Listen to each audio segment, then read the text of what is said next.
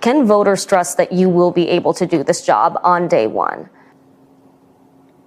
Yeah, of course. This is Pennsylvania Democratic Senate candidate John Fetterman's first in-person sit-down interview since a stroke sidelined him from the campaign trail for months. That auditory processing where I'll hear someone speaking, but sometimes I'll be able to be precise on what exactly that they're saying. I use captioning. His campaign required that he be allowed to use a transcription program on his computer during our interview. John Fetterman uses closed captioning to help with sensory processing issues? He's unfit to be a U.S. Senator. Ableist, probably. Never mind the fact that politicians use teleprompters when speaking, and TV/news networks use visual aids when relaying information all the time. You know what that means though, right?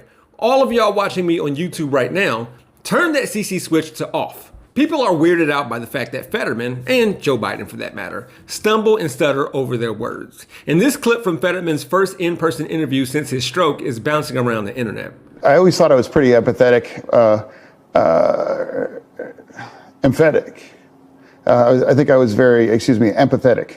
That's an example of the stroke, empathetic. Yeah. I always thought I was very empathetic before having a stroke. But now after having that stroke, I really understand much more kind of the challenges that Americans have day in and day out. Suddenly Trumpers are like, you mean to tell me that someone needs multiple takes to say empathy? Now hold on. Act like I didn't say that joke. Some of you are anyways, but I'm going to use it again for something else that just happened. We still have real problems, but look what we got done.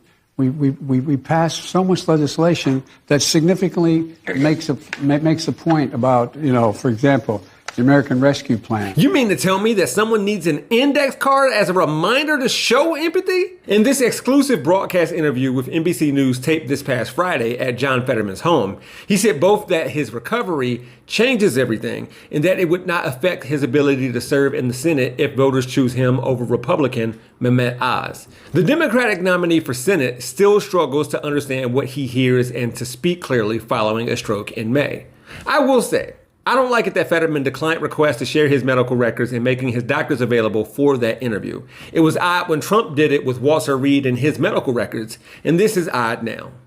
Maybe if Fetterman merely hid his tax returns, it would be more acceptable. Look, I don't need to explain to you that in bringing up Trump multiple times here, I'm using him to show the double standards and hypocrisy when it comes to partisanship and our view of disabilities or impairment. But I am going to remind you that there's a test Fetterman can take to prove he's, evidently, a stable genius.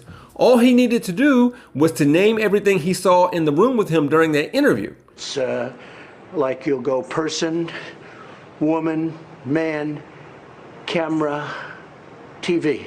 Trump's fake alpha male machismo thing made him the target for people making fun of him when he had trouble walking down a ramp, holding a cup with two hands, and, well, clearly, wearing diapers. Perhaps we should be more compassionate when it comes to these things too, sure. However, Fetterman has displayed much more humility than 45, nor has he made fun of another disabled person. As for the comparisons to Herschel Walker, hey, if he has CTE, God bless him, and I hope he gets the treatment he needs and deserves. But I don't know, seems like people have just been making fun of him because he doesn't know basic U.S. history and he can't form coherent sentences out of what seems like ignorance, but he acts like he's eating every time he says something.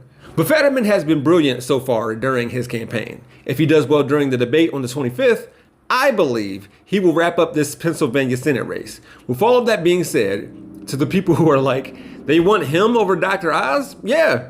Even with his struggles, Fetterman is killing this dude. Poor choice of words out of me considering Dr. Oz killed a bunch of puppies. I'll leave you with this. When Fetterman was asked about his recovery from a stroke, he said, quote, "I'm going to be better in January, but Oz will still be a fraud." For Rebel HQ, I'm Jeff Wiggins. My architect knows Japanese. For more from the Young Turks, stay right here. To see additional content from yours truly, click on the Jeff Wiggins hashtag. You can also find me on my YouTube channel, We Gonna Be Alright. Thanks for watching.